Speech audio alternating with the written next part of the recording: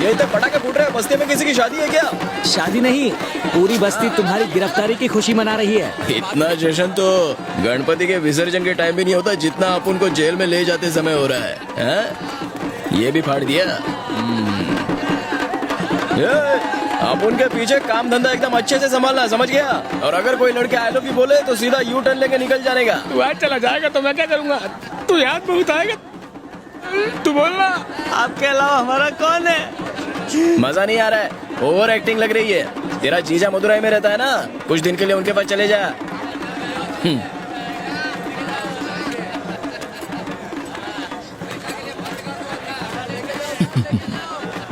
जीत गए साहब। औरत को हथियार बनाया, लेकिन जीत तो जीत होती है। पहली बार जब तुम बिना परमिशन के एरिया में आए थे तो अपन को उसी टाइम से तुम पर नजर रखनी चाहिए थी। वो दगाबाज लड़की किधर है? उसको तो मजा आ रहा होगा अपन को ऐसे देख के। ओए ओए मैडम, मानना पड़ेगा टॉप क्लास की एक्टर हो। मीठी मीठी बातों से अपन को बर्बाद कर दिया। अपन की इज्जत के चीथड़े चीथड़े कर दिए ना। और एक सैलो टेप तक नहीं दिया। चल गाड़ी में बैठ जा, मैं गुंडों से एक ही बार प्यार से बोलता हूँ। ओ, ये तो आप उनका ही डायलॉग है। मारो, आप मारो, अभी आपका टाइम चल रहा है, आप मारो, बोलो। सुखी रहो सब लोग। आप उनके वापिस आने तक। एसी नहीं है क्या?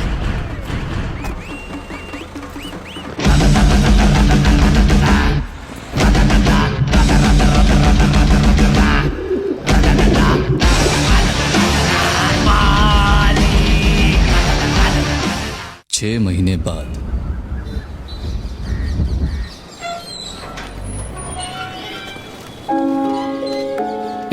वो देखो भाई आ गया, हमारी आ गया। चलो चलो चलो।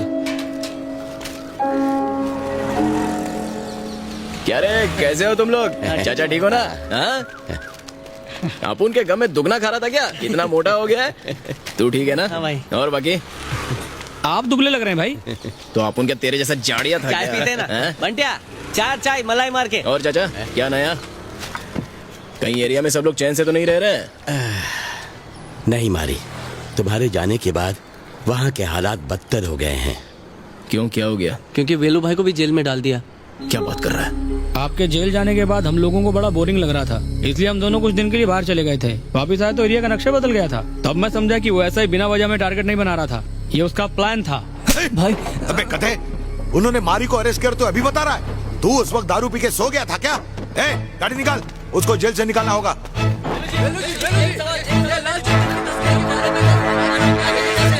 सर, आपने जो इल्जाम लगे वो सच है? हमें इन्फॉर्मेशन मिली है कि यहाँ पर लाल चंदन का इलीगल बिजनेस हो रहा है। ये रेवेन्यू डिपार्टमेंट के ऑफिसर्स हैं और ये सर्च वारंट लेकर आए हैं। किससे बात कर रहा मालूम है क्या? चुप कर, सामने मीडिया है। सर्च पूरा होने से पहले मीडिया वाले कैसे आ गए? मुझे नहीं पता सर, शायद किसी ने ये इन्फॉर्मेशन लीक कर दी हो। सर तलाश शुरू कीजिए।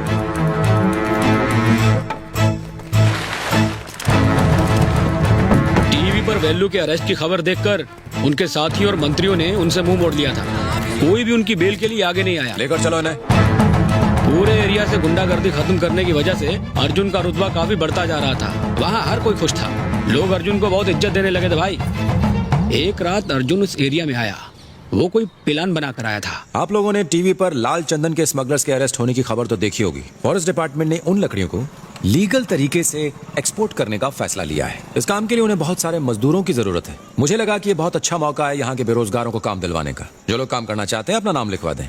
अर्जुन सर जो कह रहे हैं ना, हमारे भले के लिए कह रहे हैं। चलो अपने नाम लिखा दो। ये काम खुद चलकर तुम्हारे पास आया है, जाओ जाकर अपना नाम लिखवा दो। तुम क्यों खड़े हो? चलो नाम लिखाओ। बापू चलना, नाम लिखवाते हैं। ए रहने दे, इन खाकी वर्दी वालों पे मैं भरोसा नहीं करता।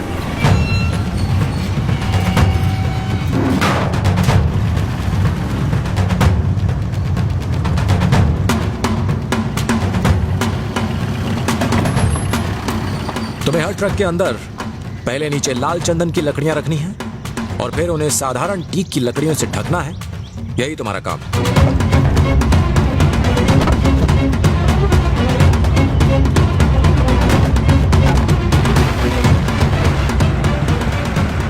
लोग बिना सवाल किए दिन रात यहाँ काम करते रहे। दिन में तो ट्रकों में लोडिंग का काम चलता था और जैसे ही रात होती सारे ट्रक गोदाम के बाहर निकल जाते।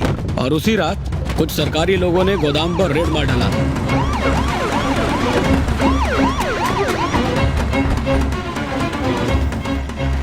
पूरे एरिया को सील करके माल जब्त कर लो। इन सबको पकड़ के अंदर कर दो, कोई बचने ना पाए। सर यहाँ पे तो सरकारी काम चल रहा है। इम्तिलाल चंदन की तस्करी करके कौन सा सरकारी काम चल रहा है जानता हूँ मैं। आपको कोई गलतफहमी हुई है, आप इंस्पेक्टर अर्जुन से पूछ लीजिए, उन्होंने ही काम पे लगाया। इस गोदाम का पता चलते ही हम उन्हीं के पास गए थे, उन्होंने ही रेड की परमिशन दी है। चलो काम पे लगो। सब्जी अच्छी नहीं भागते हुए। रुको, ऐसे क्यों भाग रहे? वो जो गोदाम में लाल चंदन का काम चल रहा था ना, वहाँ पुलिस ने रेड मारी और सबको अंदर कर दिया। अरे ये क्या कह रहे हो? अर्जुन सर ने उनको काम पे लगाया था, उनसे बात की क्या? नए पुलिस स्टेशन से ही आ रहा हूँ, वहाँ जाके पता चला कि वो छुट्टी पे गए हैं। और उस दिन के बाद उस एसआई के ही नहीं, पप्पू पंची के तेवर भी बदलने लगे। मेरी बात ध्यान से सुनो, आज से इस मार्केट की हर दुकान पप्पू भाई के अंडर में है। चुपचाप सबका हफ्ता हमारे पास पहुँच जाना चाहिए, वरना यहाँ धंधा नहीं कर पाओगे। मारी क्या चला गया, अब तुम लोग हफ्ता वसूलोगे? अब यहाँ पर कोई हफ्ता नहीं देता। अर्जुन सर को पता चला तो पता है क्या होगा।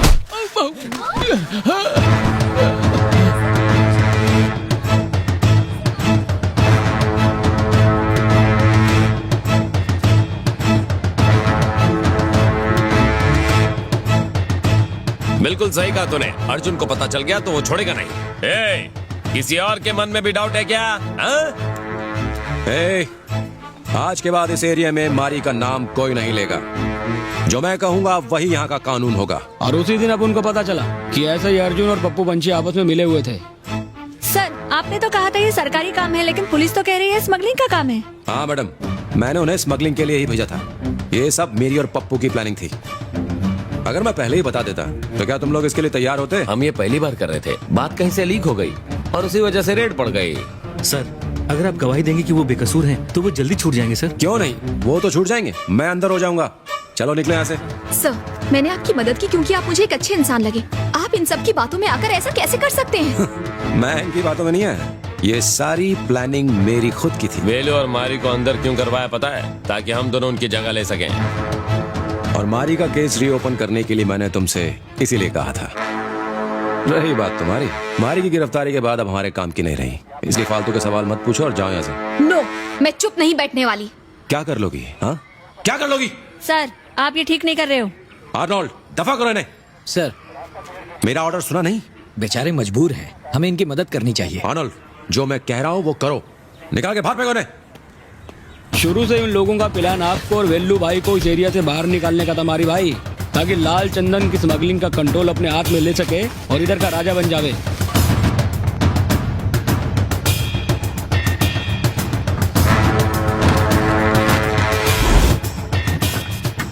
कबूतरों की प्रतियोगिता का सारा जिम्मा पप्पू पंची के हाथों में आ चुका है।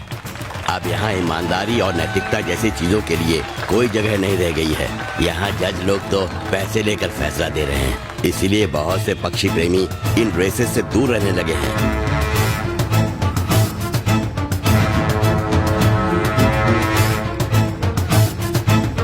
आपकी जेल से छूटने की न्यूज सुनकर वेलू भाई ने आपके लिए एक मैसेज भिजवाया। उन्होंने आपको ये एरिया छोड़ने के लिए कहा ताकि आप सेफ रह सकें। ठीक है, तो आप उनका एरिया छोड़ दें। और कर भी क्या सकते हैं? अब अगर वेल्लू भाई खुद भी यही चाहते हैं तो हम लोग कौन होते हैं उनसे बहस करने वाले? मेरे सारे कबूतर वहां से ले आओ और सारा सामान भी। ए धुलाई की दुकान, सुना नहीं तूने? जा सबका सामान पैक करके तैयार रख, अपन टेम्पो भेज देता है। ये लोग सामान लेके कहाँ जा रहे हैं? चलो पूछते हैं, आओ। रॉबर्ट, ये सामान लेके कहाँ जा रहे हो? मारी जेल से छूट गया ना, वो कहाँ है अभी? अरे दिखाई नहीं देता क्या? हम लोग यहाँ से जा रहे हैं। मारी भाई भी वापस कभी नहीं आएंगे। अब तो खुश हो ना? तुम लोगों के स्वार्थ की वजह से अपन लोगों को जाना पड़ रहा है। नहीं रॉबर्ट, परेशान तो हम लोग भी है ना। ये तो होना ही था ना। और भरोसा करो पुलिस वाले पर, हम कहीं और जाकर धंधा करेंगे। तुम लोगों की दुकान तो बंद हो जाएगी, देख लेना। चल रहे, चलो चलो जरा देखो इन्हें, मुंह छुपा के कहाँ भाग रहे हैं लोग? क्यों रे डरपोक, अपने मारी को बुला। चल। कैसे आएगा बेचारा, वो मुंह दिखाने लायक कहाँ बचा? अबे तूने मारी भाई के साथ धोखा करके ओलंपिक का मेडल नहीं जीता है। चल निकल ले। बहुत चर्बी चढ़ी है तुझे। कर जल्दी क्या कर लेगा? हाथ नहीं उठाने का। और इसको बहुत चर्बी चढ़ी है साले को। ए दूर रहे मुझसे। मारी तो तेरी रोज ही धुलाई करता था ना, और तू चुपचाप मार खाता था। हाँ। चल मार साले को। आज मैं मारूंगा और तू मार खाएगा। अब जाने दो इसे, ही तो जा बुड्ढे, रहा चल है। साइड में चल। चल रे। बहुत चर्बी चढ़ी है तुझे। ये ले। मारी भाई को पता चलेगा ना, सबको छोड़ा देंगे।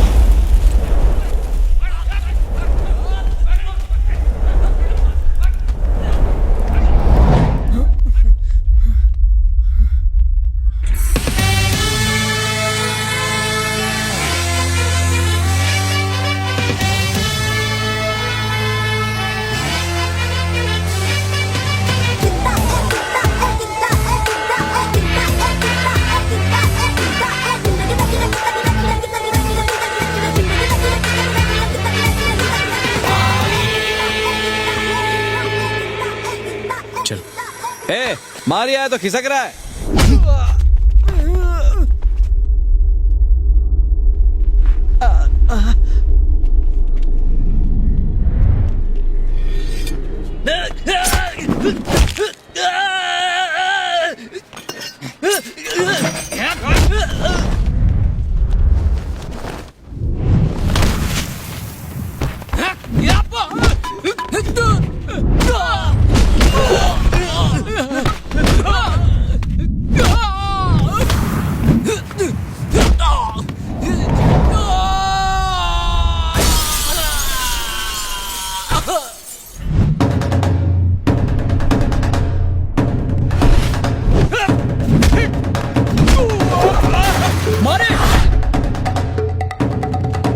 कह देता हूं, मुझे हाथ नहीं लगाना।